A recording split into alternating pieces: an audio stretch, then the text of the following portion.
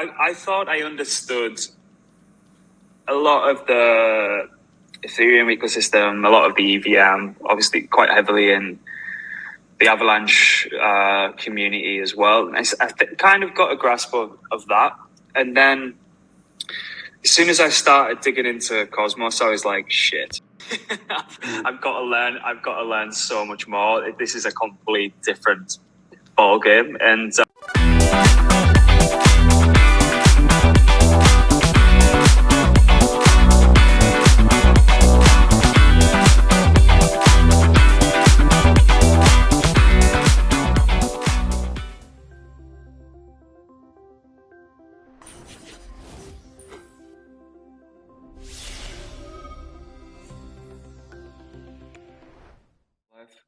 yes, Thyborg, thank you for coming on. Incessantly pestering you in your DM, so I really appreciate you jumping on and trying to educate myself and hopefully a few of the listeners that I've been trying to Cosmos pill. So yeah, thank you for coming on. Appreciate it. Well, no, thanks to you for inviting me. I'm honored to be here. It's actually one of my first YouTube crypto, presence show. So I'm super happy. Yeah, great. As I said, as I was saying to you just before we jumped on, I tend to latch on to people who I see are kind of really specializing in specific areas. You'll know yourself that it's impossible to cover everything and be a master of everything. And I think a lot of people spread themselves too thin in doing so. So I think the smart move would be to kind of chat to specific people who are kind of in those specific niches. So and your threads have been excellent. That's a fine art in and of itself, isn't it? Like the whole thread game. Yeah, I like that game. I just started it a couple of months ago, actually. I think my first thread was 3 months ago. But Cosmos is an ecosystem where there's a lot to say, and there's a lot of concepts, behind the behind what people can see. There's a lot of features to describe. There's a lot of vision from the founders and from the community at large. So I think thread is definitely needed here. You cannot just do everything in one tweet. Yeah, you certainly don't have enough characters to explore. I mean, I thought I understood a lot of the Ethereum ecosystem, a lot of the EVM, obviously quite heavily in the Avalanche community as well. Kind of got a grasp of that. And then as soon as I started digging into Cosmos, I was like, shit, I've got to learn so much more. This is a complete different ball game. And so I think what I'll do throughout the next 30, 40 minutes or so is probably just play the idiot in the room and just kind of ask even some basic understanding questions. So forgive me for coming across and asking some of the basics as well. But I think some of the listeners, it might be some of their first exposure to Cosmos as well. So what has kind of drew you so close to this ecosystem, and what is it about Cosmos and that whole group and the tech and everything like that? What has drawn you so close to it? Yeah, it's a good question, right? Because that's people pick their environment or their ecosystem maybe a little too randomly sometimes. You get into Phantom and you like Phantom, and you get into Avalanche and you like Avalanche. And so for me, I went through the whole thing. I just one ecosystem after the other, quite methodically. I tried and see what I liked the most, and where which one had the most ideals or the best vision. And so one of the ecosystem that actually, as an economist, interested me initially was Terra, which I thought they were going after the real world utility, which I think is absolutely key for crypto to explore its real potential. That it's not just staking and locking and refracting and double locking and all that. I think we need to get away from that and start to talk to real life companies, real life applications, making it useful for people. And so Terra, I thought, was going after that. Obviously, it didn't end very well for them, but it was clear that they were built on a platform that were allowing them to scale extremely fast and to get to be very scalable. And so that's where I started to dig into IBC, the tournament protocol. I realized, quite soon that in fact, half of the blockchain that and use, like Binance and Polygon and crypto.com and all these blockchains, they're actually built on top of Cosmos. They use tournament as a consensus algorithm. And so when you start to learn that, you just pay a little more attention to what's going on in the Cosmos ecosystem, and especially in the Cosmos core development. And that's what I did, and I didn't go back. Yeah. So is it fair to say that a lot of people's kind of gateway drug to the Cosmos ecosystem would have been through Terra? Do you think? I think I don't know, because there's a lot of core Cosmos people that it was basically two distinct community initially. Like now the Mm-hmm. lines are a little bit blurred because all these Terra people had to find a new home. So I see some of them going into Elrond. I see some of the project going to Polygon. But the Cosmos community was there already, like before Terra imploded, and they have this little star in the username, and they are quite you can identify them. They don't have the moon, right? They have the star. Yeah, that makes a lot of sense. I mean, so has there been a scramble in the Cosmos ecosystem to kind of sap up those specific applications that were built on Terra to try and kind of port them over to a blockchain that's not gonna, as you say, implode?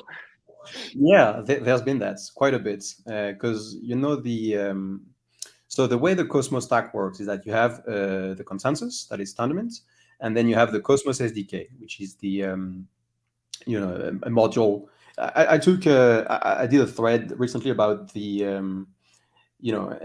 common points with WordPress, in that you can install basically the Cosmos SDK as you install WordPress, or you can use it as you do with WordPress, and you can do whatever you want with it. You can use the modules as you use plugins in WordPress, or you can fork it and modify the code as you want. And so you have that, and then the third big layer is obviously IBC, the third big component that enables the communication between the blockchain.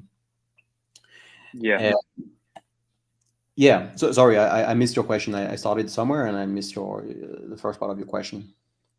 Yeah, I was just saying so because there were specific applications built on Terra as well. Obviously, Do Kwon famously saying that Mm, like Terra and Luna are more than just UST, yeah. which is kind of hilarious now. But there must be enough space and enough kind of accommodation, enough people wanting some of those applications that were built on Terra to kind of want to migrate over. I mean, I know one of the guys that I talked to, Danku, he was quite heavy in Terra, and sadly he was quite badly affected. I think they were running validators over there, and they've started to dig quite heavily into Juno. Yeah. So you're kind of seeing, as you say, people kind of migrate and look for a new home or a new kind of community to build on. But it's just interesting to see who's actually been putting like I suppose it's kind of biz dev work, and trying to say, look, we've got this platform, you can kind of come over here and port over and kind of bring your community and bring that kind of those transactions and activity over to our blockchain as well. But I think what people won't first gather is, as soon as people see a big ecosystem, they immediately assume it's, well, with your Ethereum, you've just got a huge L1 with lots of applications built on top of it. But how does, playing kind of the idiot in the room again, how does Cosmos distinguish itself from just being? It's not exactly just another blockchain, is it? It's kind of they mark it as like the internet of blockchains, where it's this whole ecosystem of interconnected Yeah. blockchains that can be application specific, or they can be kind of their own blockchain in and of themselves. Yeah. Yeah, exactly. So actually, I remember where we started this. I just wanted to say, for Terra, Terra was using a Cosmos SDK module. I was explaining the three layers of Cosmos, and Terra was using a module of the Cosmos SDK that is called Cosmoism. And Mm-hmm. Juno and Osmosis are two platforms, two smart contract platforms that are implementing Cosm Wasm. And so the reason why Juno and Osmosis in particular did that push to get Terra protocols to migrate to their ecosystem is because they use a similar code base. So it's very easy for developers to port the application they built on top of Terra and just migrate them over to another Cosm Wasm environment like Juno and like Osmosis. Osmosis hasn't doesn't have permissionless smart contract just yet, but this is something that because they are thinking about because Terra imploded, and they just took the opportunity to welcome a bunch of projects there. And one of them you might know is the Mars protocol, which is a landing and borrowing protocol that was taking off on Terra. So you can see there are the app chains that are focused on one specific mission, and I think that's what makes Cosmos unique, is that you can have a blockchain for every use case, but you also have these more general purpose blockchain, and therefore that becomes their use case to welcome other applications to build on top. And so something that we see quite that will probably happen quite a lot is people launching on Juno, launching on Osmosis, because it's easy and they don't have to deal with the validators and they don't have to deal with much. They can just focus on building their application, finding product market fits, and then move on to their own app chain, which is much more scalable.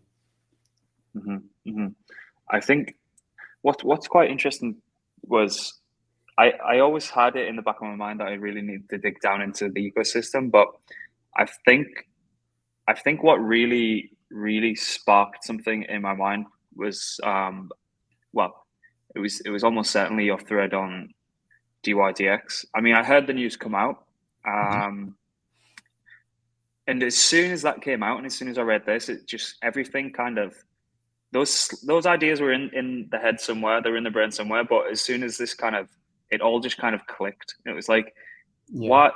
It just makes complete sense. Why would a decentralized perps exchange with extremely high volume not have its own specific blockchain tailored to its own needs? And then everything else just kind of the downstream effects of that just completely just made sense. Like on a wider scale, it's like, why should there be a blockchain where there's an NFT mint and a gas war going on, where at the same time there's, I don't know, several $1 million worth in a lending and borrowing protocol about to be liquidated? It makes absolutely no sense to have everything all under one roof. And then that's when I was like, oh shit, this is going to have traction. This is going to have legs. And as soon as that, I mean, it makes sense as soon as like it clicks in your head. But until that, and until like that kind of DYDX moving over the catalyst, I mean, it was in there, just needed kind of coaching out of me. But what is the significance of DYDX coming over? Obviously, this thread's extremely detailed and really brilliant, and people can find that. I'll leave it in the description.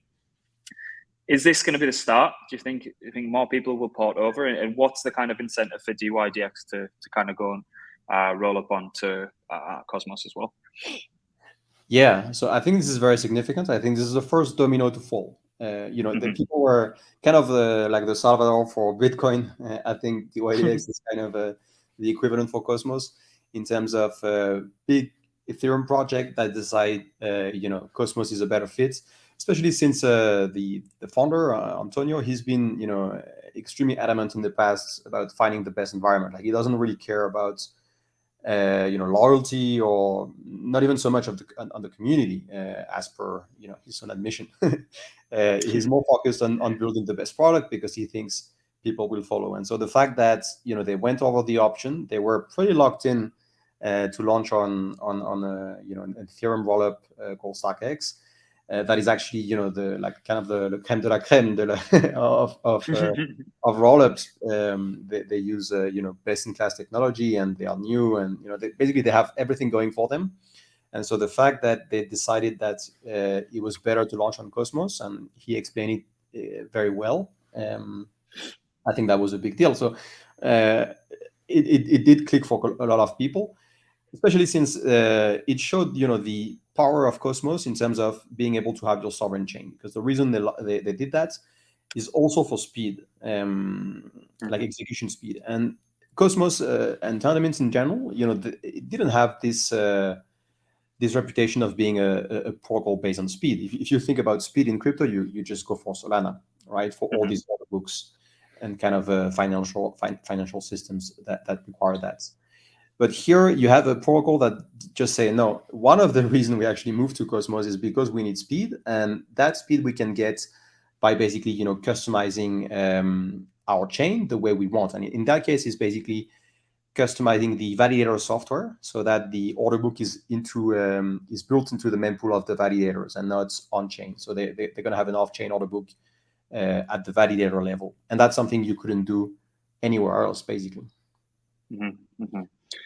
Yeah, as you say, that makes an awful lot of sense. Immediately when I think of speed, I think of Solana.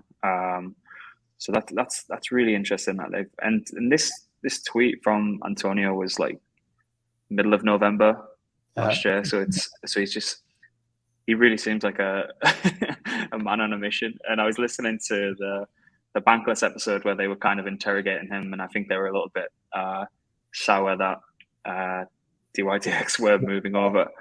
What does I mean, what does the portability look like? Do they need to start because with the actual contracts, do they have to start building from scratch, or do they kind of bring in Evmos, or what does that even look like? Do you know on the back end? Yeah, I think they have to build everything from scratch. I think for them, it's not portable to Cosmos. So obviously now in Cosmos we have Evmos, which is we actually have more than Evmos. We have Kava EVM as well, but we have some EVM compatible Cosmos chain that are popping up. Obviously, the biggest one is Evmos, and it's being built by Cosmos OGs. So that's by far the most popular within Cosmos. But I think we're going to see others coming up where they're going to offer the EVM compatibility, and they're going to be connected to IBC. And for me, being connected to IBC is kind of a game changer because of the way you connect to IBC, you open up a new world of possibilities. Because IBC by itself, not only it's I think it's a consensus based communication protocol, much better than any bridge out there in terms of Hmm. security, in terms of trustlessness. But also, as you add blockchain, you basically get more and more network effects. And within IBC, because it's a general message passing protocol, you can do a lot of different things. One of them is interchain accounts. I think that's a good example of the way Cosmos, becomes composable. That you can launch an order on one chain and execute it on another chain. So you would be able to, make a transaction on DYDX and have an effect on Juno, for instance. Hmm. Yeah, that's huge. I think even when I think the Ethereum endgame is probably going towards sharding, but there's also concerns around kind of parallelization of transactions through that, and a lot of people are trying to kind of um, think of ways and means to do that, and I'm pretty sure they will get there. But it seems like the solution's already staring people in the face with this kind of interchain accounts, which makes an awful lot of sense. And I also don't think that we've even begun to see composability as such powerful tech, particularly in DeFi. I don't think we've even scratched the surface of what is actually possible with composability. I mean, Mm-hmm. we get some hints at it, but I think with this just opens the whole realms of possibility. When people say kind of DeFi is there, as much in this space is already being churned out. I think that's a pretty stupid statement, to be honest. I think there's all sorts of kind of activity that's bubbling under the surface. That it's like when you were younger and you were playing like the PlayStation One, and you thought, "Geez, how is this ever gonna get better? This is like amazing." And then now you look at like a PlayStation Five with the graphics and how much kind of functionality it has. It's Yeah. you don't know what's out there until it's out there, kind of thing. So Yeah. the someone was asking in the Discord, is Cosmos, is there interchain security or something along those lines? I only seen it as a brief point in the Discord. Someone Mhm. said it could be quite an interesting topic, but I didn't really dig too deep into it. Yeah, I think it's a great topic. So one of the things that people say against Cosmos is that building up your validator sets, you know, going ahead and recruiting them and paying them, you know, paying so much for security is detrimental to especially to new applications. And so that's where intelligent security comes in, because you're able, and that's a bit the Polkadot model, where you consume. That's why it's called a consumer chain. These consumer chain are able to consume security from the hub, meaning they can use the hub, the Cosmos hub validator, in order to you know, execute their transaction, validate blocks, and all that. So they actually don't need to go ahead and you know, try to recruit 100 validators. They can just use the one on the hub that are themselves, you know, that have a stake on them. So the hub, I think, has almost $3 billion worth of Atom being staked. It might be a little less now. I'm not sure what's where's Atom trading at today, but it's you know, it's in that range. So it's actually going to be all the consumer chains are actually going to be very secure. The economic security of these chains is going to be guaranteed, and it's much simpler to launch. So I think as it you know, as we move forward on that, it's going to be like plug and play blockchains, where it's going to be as simple to launch a Cosmos chain as it is to launch a DApp on Ethereum. Yeah, that's interesting. Just does the like interchain security tie into a lot of I don't want to say concerns, but from a purely speculative nature, people will like the simple argument for people who want to be tourists in the ecosystem and trying to sap as much value from the Atom token as possible is that kind of an argument for the kind of underlying value of the Atom token, because naturally with every kind of ecosystem built into there, you can kind of people will say, and I've heard the arguments that Avalanche and Phantom and Solana that they had meteoric rises in uh, activity and network effect, which obviously lends itself well to kind of number go up, if I want to put it in crude terms. But Mm-hmm. what are the foreign against arguments for kind of Atom token value accrual and more on a speculative nature? Is I think it's quite a big topic in that community, isn't it? Yeah, it's a big topic. So for me, it's interesting. I mean, obviously, I'm a Atom holder and a big believer in the ecosystem. But I appreciate also the vision of Cosmos, you know, moving step by step. Like, if you look at Avalanche, for instance, sure, it went up like crazy during you know, the summer last year. It also went on like crazy you know, a couple of months ago, and it's still going on pretty bad.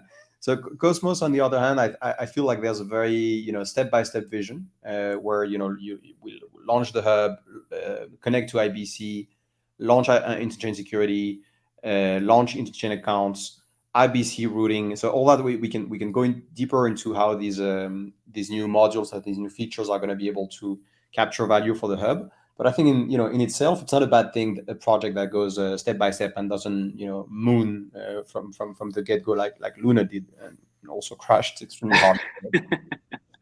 Yeah, I kind of tend to agree. I think that the problem with this space, because um, I think it's the same with any kind of emerging technology or any kind of great opportunity. You do get the kind of heavily tourist investor class and retail participation, and they believe if unless price is going up, there's nothing happening. But it's completely the opposite from what I've seen with that ecosystem. And as you say, yeah, um, the likes of Avalanche has faced quite a difficult difficult spell recently, and obviously talking price appreciation and now depreciation has kind of shown that as well.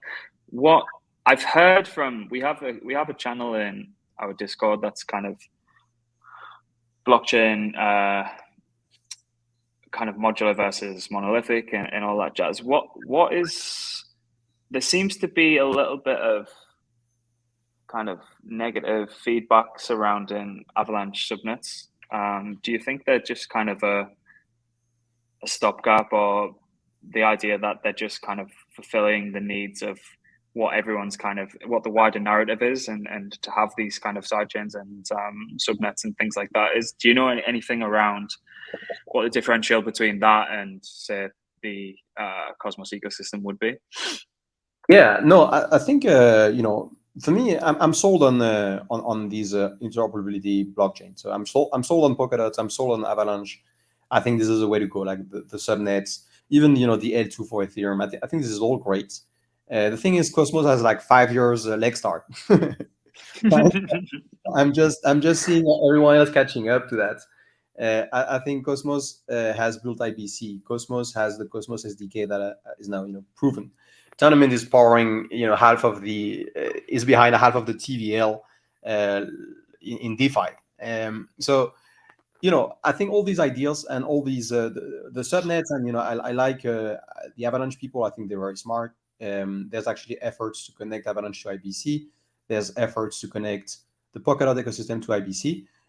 In general, I'm just betting on the one that got a 5 years head start, because it's a little known fact that as even before Ethereum launched, Jake Wan, who is one of the two co-founder of Cosmos, had already written the tournament white paper. So Cosmos basically predates Ethereum in the sense that the ideas were there. The multi-chain world vision was already there before Ethereum was born, and I think that's something that is missed in a lot of people. And it's going to be great to have other option, but you can't deny that the work that has been done in the last 5 years by the Cosmos people. Yeah, that's kind of crazy if you think about it, isn't it? It's like that's expert level kind of Foresight. predicting. Yeah, it actually blows my mind when I think about it like that. It is If you amazing. think back to kind of the first iterations of Ethereum compared to the vision of Cosmos, it's head and shoulders apart. It's not even kind of comparable. And now everyone's kind of realized that Jesus, this this Cosmos ecosystem probably had a leg up and probably had something going on there. So that's super interesting to play out. And do you think a lot of the technology is probably conform and diverge to a similar kind of structure? Because I think that's kind of what we're seeing now. Yeah, you absolutely see that. I mean, if you read the latest Vitalik papers or blog post, more and more you kind of find Cosmos everywhere. Like he's saying it sometimes, but you feel like he has Cosmos on the mind. Cosmos just drew the perfect roadmap for Ethereum. And as you say, like the topology of the blockchain, whether it's Avalanche, Polkadot, or Ethereum, they're all moving towards a Cosmos topology, like a Cosmos structure. And obviously, that goes straight into the cap of the Cosmos founder, who so that from the very beginning. I think actually they know each other. Ethan Yeah, Buckman, Vitalik, they're part of the OGs that work on blockchain from the very very beginning. no, that's incredible. Should we get stuck into a couple of projects that you like specifically over there, Yeah, just to see? I mean, for me, I've probably did like the basic Osmosis, Evmos, Secret, Juno, yeah. and they've all been great. Every time I've used any single one of them, it's been excellent. But are there any kind of under the radar? I mean, I spoke to. Do you know the Dimensions guys who are trying to do roll ups over there? I don't know them. I've seen them. I've seen them. I've seen them around. Yeah, I mean, there's an incredible number of projects. I have actually an iceberg picture on my Twitter feed I'm showing. There's a couple of Cosmos project right now that's got attention, and that's Juno, Osmosis, Secrets. Obviously, there are some projects that are built on Cosmos, but not really part of Cosmos just yet because they didn't connect to IBC, and that's Thorchain. Cadena was on the list, Crypto.com, and all these blockchain. But behind all that, there's just so many new, innovative, one of a kind protocols that are coming up, and I think that's something that is missed on a lot of people. Yeah, I think you can scroll down quite a bit more, but that's you're gonna find it. So yeah, I can single out the projects I'm most excited about. Mm-hmm. some of them are, haven't launched yet, so they're already in that's Map of Zone. You might want to scroll a little more. I've been tweeting quite a bit these days. um, yeah, so one of them is Axelar. Is I think one of the most interesting projects. It's built on Cosmos. It's a cross-chain protocol, and so here it is. Here you can see the iceberg. Okay. So you have these projects already live on top, over the water, and then under the water, people can see that there's a bunch of other, and every single one of these projects. We're not talking, your NFT collection or, your Uniswap fork, right? It's every single of these projects has a crazy, talented team behind them, and they're doing something that others don't, which I think is very important in blockchain, right? It's not about forking what others did and trying to make money through a new token. It's actually about building new app chain in Cosmos. And these projects pre-launch or um, kind of minimum viable products out there, or I mean, ideally people can probably go and try these out or start jumping into the discords and things like that. So these ones bubbling under the surface, as you say, are these kind of pre-launch, pre-product, or Yeah, so Axelar has they have the satellite bridge that you can use that already to connect the EVM chain to Osmosis. So you might be able to use Axelar. Um, on the top here, there was Agoric. So Agoric, I think, has been in development for like 5 years, or 4 or 5 years, and that's built by ex Google, ex Microsoft, guys that have been instrumental in coming up with the JavaScript language, right? So they are pretty high level developers, and so these guys they are building a blockchain where you're going to be able to code smart contract using JavaScript. damn. And therefore you can bring JavaScript is the most popular scripting language out there, and so the fact that you can let them develop smart contract is going to be a big deal and very easy for them to innovate on top of Agoric. Damn, that's smart. I was listening to, there was some fund on the Empire podcast the other day saying that they've been trying to track developer activity and saying blockchain developers is something in like the low five figures, like 20, 25, 30,000 Yeah. developer region compared to, as you say, Java and more commonly adopted languages. That's a really interesting way to kind of open the floodgate, isn't it? By just kind of saying, well, you've already got this skill set, now come bring it to this kind of new innovative. I don't. It, just again, it's this Cosmos ecosystem. They just seem to think extremely logically. But why wouldn't you try to do that instead of trying to have all these kind of like neon labs where it's like EVM smart contracts on Solana and things like that? Just why don't you create portable and transferable skills and bring all those guys over with skills they already know? That makes an awful lot of sense. Makes I'm sense, gonna right? I'm gonna I'm gonna add this to the list. Yeah, this is great. Great alpha. Yeah, it makes total sense, and I think that's something that is only possible because they are doing their own sovereign chain. It's not something that Solana could do. Maybe they could. I mean, there might be ways, technical ways to do this, but it is definitely something that is very Cosmos specific in the sense that they can modify the code in ways that they are building their own virtual machine, basically, where you can use JavaScript to do that. And JavaScript, you were saying 20K, 30K developers, in blockchain in total. JavaScript, I think there's like 10 million developers out there in the world that, Yeah, that are going but to be. that's the thing, isn't it? As we were saying a little bit earlier, it's well, you don't go ahead and get 100 million people operating in DeFi or in the Web3 space by having it in its current format. You need to actually bring over what people are kind of used to, and particularly from a developer's perspective, they're going to go and do what they know. They're going to go and do what they're proficient at. Yeah. And obviously, you kind of see in these new chain spin up. I think there's an awful lot of interest around Move and the new kind of guys who left Facebook and Meta. They're going to kind of spin up their own blockchain, but it makes an awful lot of sense that having just, I don't know, 1 to 10% of that kind of developer activity come over, it's just going to open up a world of possibilities in my opinion. Yeah. Yeah, I agree. There's going to be this big for innovation, because the more people that have access to these blockchain, the more they can find the tool that people actually want to use.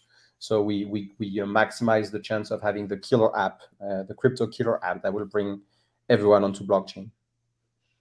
Yeah, and even kind of traditional kind of tech Web2 companies, if you want to call them that, if they've already got the capabilities in house in the engineering department and all that kind of jazz, that have the capabilities, but they didn't want to kind of go and spend millions upon millions hiring specific blockchain developers. If there's a kind of gateway in with what they've already got in house, that also makes an awful lot of sense for those kind of companies to start exploring or even experimenting in this space as well, if there's a platform there to do so. Yeah, absolutely. And something something that might come to mind for you as a all these blockchain, well, aren't they going to be overloaded like Ethereum is congested? Aren't they going to face all these troubles? The cool thing about Cosmos is that whatever is being done for the hub, so in that case, interchain security, the consumer chains, can be implemented easily into the others. So that means Agoric, for instance, if they start being congested, if they see there's too much developer activity there, any project on Agoric, if Agoric implements the interchain security module that is already there, as a WordPress plugin, you can start to use it. That means you could have consumer chain for Agoric, right? So it's a great way for projects, for the chains to themselves being able to spin off new blockchain that are still tied to them. And so the way interchain security works is that it uses the validator of the mother chain. So we expect that at the beginning that would be the hub, and we're going to have the first consumer chain for the hub within the next couple of months. There's been a governance proposal voted for that. So that's going to be another smart contract platform called Neutron that is going to launch. And so all the value accrual from the transaction fee is going to be to the benefit of the Atom staker on the Cosmos hub. And I think that's a very interesting model where these applications are basically bringing value to the chain that give them security through the validator sets. Yeah, it makes an awful lot of sense. I'm learning a lot here. This is great. Is there anything kind of I seen with regards to one of the recent grant proposals? What was the kind of beef that was happening there? I mean, I think was people asking for around $500,000 to develop liquid staking models for Cosmos. Yeah, right. So Cosmos is a place that lacks drama. There's a lot of infighting, and it can be a little weird sometimes. But it's because Cosmos is really decentralized. If you go on, actually, that would be maybe something interesting to show. If you go on my profile and you click on the Google Data Studio report that I have there, I'll just show you. This one? Yeah, this one. I'll just show you what development looks like, because there's no Terraform Labs in Cosmos, right? Go to contributors on the left side panel. You have contributors. So here are the entities that are currently building Cosmos, and as you can see, obviously the Interchain Foundation is at the center of this, but Interchain Foundation is like 5 people. Like it's not they're just there to distribute the grants basically and set. They help with setting the goals and the roadmap, but they're not developing per se. And so, in practice, Cosmos is being developed by a bunch of different entities that build modules. So 2 of these entities, the biggest one are, you can see on, I put the number of engineers working for them. There's Informal System and there's a Intention Berlin, and that's a German company there that is on the other side with 40 engineers. But there's many others and projects building on top of Cosmos, like Celestia, like Osmosis, and like others. And that's the one that contribute currently, but there were others before, like Agoric that we talked about. They all contribute to core Cosmos because they want these modules for themselves. So Hmm. development is happening in parallel in the Cosmos ecosystem. And so because you have that setup and there's no Do Kwon to tell you, okay, you're right, you're wrong, how it's going to work. Your size is Um, not size. your size is not size. Shut up. You're poor. Um, you, you don't have that in Cosmos, and that means everything is being discussed live on Twitter. So So you must get kind of fraction in the camp by doing this, but I suppose everyone's kind of got the benefit of it, um, whether this be through the idea of personal gain or the idea of wanting to pursue the ecosystem and make it the best ecosystem that there is on the planet. Is that surely if everyone is so kind of passionate about it, that it steers the whole ecosystem in the correct way. And I think this kind of setup, I can really picture what you're getting at here with like the more of a core development bodies there, and then obviously some of the protocols that have spun up there trying to develop on there as well. But it seems like it's just going to steer everything in the right direction. Naturally you're going to get kind of fractions and kind of like people who think one thing and people who think the other. If you didn't, that'd be extremely strange. But seems like a really good way of working as well. Um, I'm just yeah, trying you have. to, I think you definitely have these check and balances that yeah. happen. And so right now it works. It's very public, like the disputes are very public. You have also a story at Tournaments, which is a company that developed Cosmos initially, where the two co-founders started, and there was a very public dispute there with the majority of the engineers resigning and a lot of public fighting. So Cosmos is kind of built on that, but that makes it a lot more resistant, right?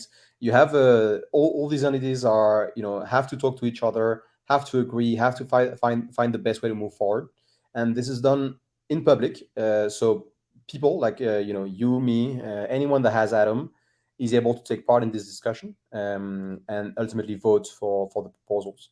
And I think that's something that's built a community that is very very interested. I don't think there's any other ecosystem where the rate of people that vote, like the percentage of stakers that vote, is that high. On Mm, Juno, sometimes the participation rate is like 90%, damn. 95%. Yeah, that is extremely high, isn't it? Jesus. So are the OGs who originally came up with the idea? Are they still kicking around the ecosystem, or is it being more handed over to the builders? Yeah, so the two co-founders are Jake Wan and Ethan Buckman. So Jay is starting a project called Gnolan that you've seen on the iceberg. Yeah. And that's gonna that's one that you should keep your eyes on. There was a big airdrop. There was a snapshot for an airdrop. Cosmos is also the airdrop king, right? You have, sometimes thousands of dollars handed out to stakers that had maybe $50 staked. That was the case for Juno and Osmosis. So Damn. it's another interesting thing about Cosmos is that it's very community focused, and it's quite rare for the best project, especially the one that received grant from the Institution Foundation, to not airdrop, and because they're being carried out by high quality teams. In general, the value of these projects is quite high. So Gnolon is the next airdrop that everyone is very excited about, and that's because Jake One is behind that. And then Ethan Buckman is the CEO of Informal System that is on the Data Studio report that's we were checking out before. So yeah, both of them are still there, still active, and then you have some key tournament people from the old company that are still there, kicking around, as you say, super active. Like Inclusion is Zaki Manian, Strangelove is Jack Zamplin. All these guys are good follow on Twitter if you want to stay up to date in Cosmos. Awesome. Yeah, that's great. No, I'm as I say, I feel like I've got a lot of homework to do, but you've given me a lot of food for thought there. Is there any kind of final points that people should be aware of? Is there any kind of immediate catalysts or immediate launches that we want to finish on, and then we can kind of wrap it up, and I'll make sure this is up Yeah. within the next 48 hours. And I'll pull down the audio as well for Spotify, because I know a lot of people like to listen on their commute to work, or if they're kind of just doing the odd jobs and things like that. So is there any kind of final points? Yeah.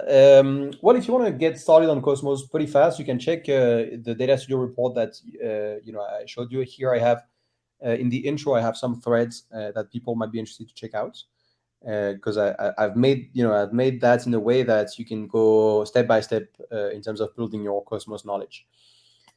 What to look out for? I mean, if you go back to the iceberg again, I'll show you which project are coming up fast.